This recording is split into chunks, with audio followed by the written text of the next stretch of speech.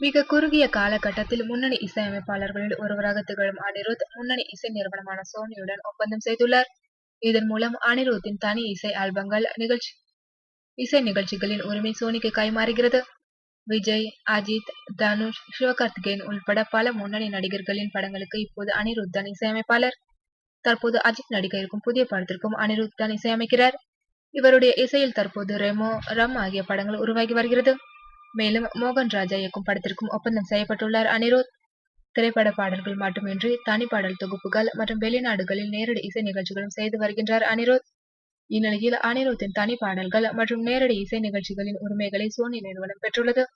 இந்த பாடல்களை உலக அளவில் பிரபலமாக்க சோனி நிறுவனம் ஒப்பந்தத்தை போட்டுள்ளதாக கூறப்படுகிறது.